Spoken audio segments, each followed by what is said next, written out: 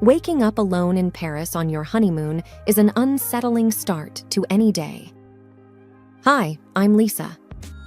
Our Parisian getaway, meant to be woven with dreams and shared memories, took a dark detour into a web of secrets when I found an odd message instead of my husband beside me one morning.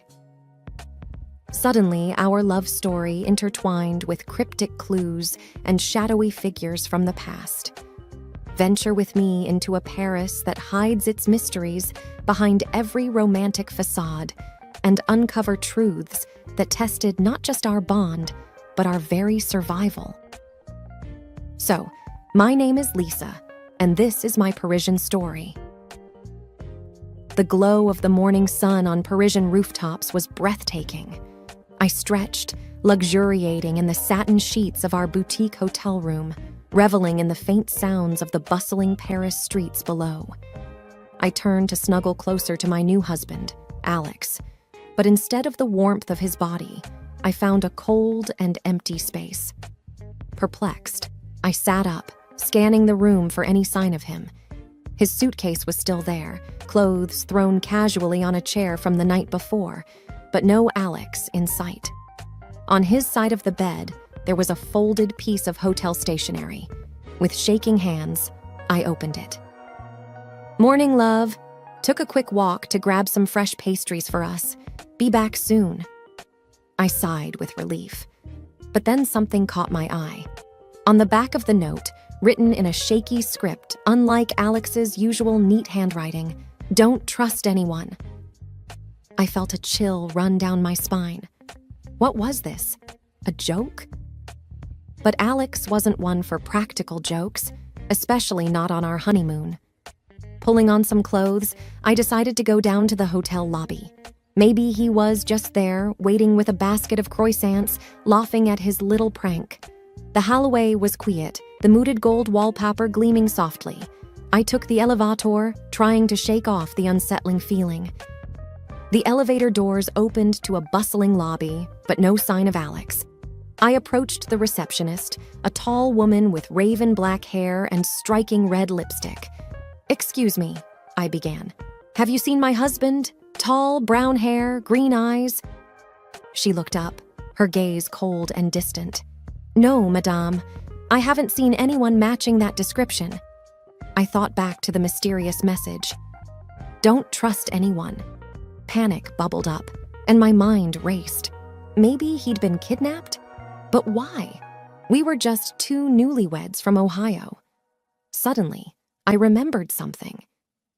A week before our wedding, Alex had mentioned an old college rival, Derek, who had become extremely wealthy and influential after a major tech breakthrough. They had both been in competition for the same job, and Alex had won. Derek had never forgiven him. The pieces started to come together. What if Derek was in Paris? What if he had found out about our honeymoon destination and planned something to get back at Alex? I decided I needed to act. The police would take too long, and Alex might be in danger now. So I thought of a plan. First, I needed to gather information. Derek had a prominent online presence. If he was indeed in Paris, there would be some digital trail. I headed to a nearby internet cafe, blending in with the tourists. Within an hour, I found a photo on Derek's Instagram, standing in front of the Eiffel Tower, uploaded just the day before. My heart raced. This was it. This was the confirmation I needed. But how to get back at him? Then, an idea formed. Derek was a proud owner of a vintage Bugatti, a car he flaunted at every opportunity. I remembered Alex once mentioning that Derek would be devastated if anything happened to it. With newfound determination, I began my revenge plan. I would hit Derek where it hurt the most, his prized possession. But first, I needed to find out where he was staying, and for that, I needed help. I remembered a contact Alex had mentioned, an old college buddy named Ethan who lived in Paris. I decided to reach out to him. Using a burner phone I purchased, I dialed Ethan's number. "Ethan, it's Alex's wife. I need your help." I could hear the surprise in Ethan's voice. "What's going on?" I recounted the story to him, and by the end, he was fully on board. Together, we began our mission to find Derek, save Alex, and deliver the revenge he deserved. The city of love was about to become the city of revenge. Ethan's apartment overlooked Montmartre, giving a panoramic view of Paris. As I explained the situation, his normally relaxed demeanor turned grim. "So, you think Derek has something to do with Alex's disappearance?" "I'm almost sure of it," I replied, "and we need to act quickly." Ethan thought for a moment. "I might have an idea. I know someone who works at a high-end hotel frequented by the rich and famous. If Derek is in Paris, there's a good chance he's staying there. Let's go." With that, we headed to Le Hôtel du Riche, a luxurious palace where the elite of the world stayed. The opulence was evident in the grand chandeliers, gold accents, and lush velvet drapes. Approaching the concierge, Ethan slipped him a folded note discreetly. The man glanced at it, nodded, and then leaned in. "Room 508, but be careful." With the intel in hand, our next step was to get to Derek's room unnoticed. Using Ethan's knowledge of the hotel's layout, we took a service elevator to the 5th floor. As we neared room 508, we could hear muffled voices. Pressing my ear to the door, I strained to make out the words. It sounded like Derek, and he was arguing with someone. "Shouldn't mess with me. This is too risky." That voice, I gasped silently. It was Alex. Taking a deep breath, I looked at Ethan. "We need a plan," I whispered. Ethan nodded. "First, let's find out where he's parked his Bugatti. We can use that as leverage." A few discreet questions to hotel staff and a generous tip later, we found out the Bugatti was parked in an underground hotel garage. But we needed to make sure Derek knew we had access to it. Pulling out my burner phone, I sent a text to Derek's known number. "How much do you think your precious Bugatti is worth?" Almost instantly, a reply buzzed in. "Who is this?" With a smirk, I sent a photo of the car keys, which Ethan had skillfully swiped from the valet. "Want these back? Release Alex." The message was bold, perhaps too bold, but it was a move I was willing to make. My husband's safety was on the line. Minutes felt like hours as we waited for a reply. Finally, it came. "Meet me at Pont des Arts at midnight. Come alone." I looked at Ethan, determination burning in my eyes. "I have to go. This is the only way." Ethan tried to dissuade me. "It's too dangerous. He's clearly unhinged." But I was resolute. "I can't risk Alex's life. We'll play Derek's game, but on our terms." As evening turned to night, the plan was set. Ethan would watch from a distance, ready to intervene if necessary, while I would face Derek head-on. The Pont des Arts, known as the Lovelock Bridge, was an ironic choice, but it would soon be a symbol of our triumph over betrayal. The Pont des Arts was bathed in a soft orange glow from the surrounding streetlights, creating an eerie yet romantic setting. The Seine flowed below, its waters glimmering in the night. I stood at the center of the bridge, my breath visible in the chilly night air. The usually crowded spot was deserted, save for a few distant lovers sharing whispered secrets. Suddenly, I heard footsteps approaching. Turning, I saw Derek's silhouette emerging from the shadows, with Alex, my husband, tied and gagged, stumbling along beside him. "Derek!" I shouted, my heart pounding. "Let him go!" Derek just smirked. "Give me the keys first." I gripped the Bugatti keys tightly, considering my options. But the desperation in Alex's eyes made the decision for me. I held out the keys. "Release him, and they're yours." Derek paused for a moment, a sinister smile playing on his lips. "You always were so predictable, Lisa." As he reached out for the keys, a soft whistle broke the tension. Suddenly, from the shadows, Ethan lunged at Derek, trying to take him by surprise. But Derek was quicker than we anticipated.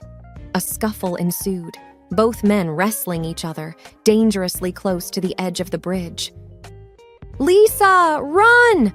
Ethan shouted, grappling with Derek. I hesitated for a moment, then made a break for it, pulling Alex along with me. But Derek, in a fit of rage, managed to push Ethan off him and lunged at us. In that heart-stopping moment, a brilliant idea flashed in my mind. I remembered the love locks couples attached to the bridge. Scrambling, I quickly locked a heavy chain around Derek's wrist, then snapped the other end onto the bridge's railing, effectively tethering him. He tried to free himself, but it was too late. Ethan, recovering quickly, pinned him down. Derek's arrogant sneer was now replaced with a look of pure rage and disbelief. "What do you want, Lisa?" he growled, struggling against his restraints. "Justice," I replied coldly. "You thought you could play with our lives? Think again." Ethan called the police, and within minutes we heard sirens approaching. Derek was arrested, and Alex, once he was freed and safe, wrapped his arms around me, pulling me close. "Thank you," he whispered, his voice choked with emotion. I was so scared. "We're a team," I whispered back, tears glistening in my eyes. "Always." Derek's luxurious Bugatti? Well, let's just say it made a generous donation to a local charity. And as for the infamous love lock, it became a symbol of our victory over betrayal. We returned to our hotel, exhausted from the ordeal. Our suite overlooked the Eiffel Tower, and the city lights twinkled, a stark contrast to the events that had transpired. Alex was quiet, lost in thought, staring out at the view. I walked over, placing my hand on his shoulder. "I'm so sorry you got dragged into all of this," I whispered, my voice heavy with guilt. He turned to me, brushing a strand of hair behind my ear. "Lisa, none of this is your fault. Derek's vendetta was beyond any of our control." Despite the reassurance, the weight of the night bore down on me. I took a deep breath, trying to push back the tears. "I just wanted a perfect honeymoon." Alex smiled gently. "Well, it's definitely been memorable." We both laughed, but our laughter was a mask for the pain and shock of what had unfolded. A few days later, after giving our statements to the police, we decided to head to the Louvre. Surprisingly, the art and history offered a much-needed distraction. As we walked hand in hand through the museum, I felt the tension slowly dissipate. It was then, in the midst of the crowd, that I saw a familiar face. A woman with raven black hair, dressed in a sleek red dress. She was the receptionist at the hotel on the day Alex disappeared. My gut told me she was involved. She locked eyes with me, a smirk playing on her lips, and disappeared into a nearby gallery. I tugged Alex's arm, nodding in her direction. "We need to follow her." The chase led us through intricate hallways, past masterpieces, and into the Dinan wing. She was quick, always just out of reach, but she left a trail of subtle clues, a dropped handkerchief, a distinctive scent. Suddenly, she turned a corner and we lost sight of her. We entered a dimly lit room and the door slammed behind us. Panic surged as we realized we were trapped. The room was filled with mirrors, each reflecting our alarmed expressions. "I think we've just stepped into a trap," Alex whispered, his voice tense. From one of the mirrors, the woman emerged, stepping into the room as if by magic. "Indeed you have," she purred, her eyes cold and calculating. "Why are you doing this?" I demanded, fear and anger coursing through me. She smirked. "Because, dear Lisa, the game isn't over yet." "Who are you?" Alex's voice was steady, though I could feel his hand gripping mine tighter. Every instinct told me this was the moment everything came to a head. "My name is Isabel," she purred, circling us with predatory grace. "I was Derek's partner, in more ways than one. When you humiliated him, you humiliated me." "But it's not fair!" I exclaimed. Why are you taking revenge on us? We were just defending ourselves." Isabel paused, taking a deep breath. Her cold demeanor broke for a split second, and I saw the anguish behind her eyes. "After your prank, Derek became the laughing stock of our community. The humiliation was too much for him. He took his own life yesterday." My heart sank. I had known Derek was deeply embarrassed, but I hadn't known the true depth of his despair. The weight of his death pressed on me, making it hard to breathe. I had no idea," I murmured, guilt gnawing at me. "Of course you didn't," Isabella hissed, regaining her icy demeanor. "But that's why we're here. It's time to finish what Derek started." I stared at her, trying to piece together the situation. "And what would that be? Another elaborate game?" She smirked. "Exactly. What do you want?" Alex's voice was firm, his protective instincts kicking in. Isabel approached a grand mirror, its frame ornate and gold. "Behind one of these mirrors lies a door that will lead you to freedom. Behind the others? Well, let's just say they won't be so forgiving." The realization hit me like a ton of bricks. This was her revenge, a deadly game of chance. "I'll give you 5 minutes," Isabel declared, her eyes gleaming. "Good luck." She vanished as mysteriously as she'd appeared, leaving us surrounded by mirrors that seemed to mock our desperation. Each reflection twisted our features, showing the gravity of our situation. Alex and I quickly tried tapping on the mirrors, listening for hollow sounds. The minutes ticked away, and my heart raced faster with each passing second.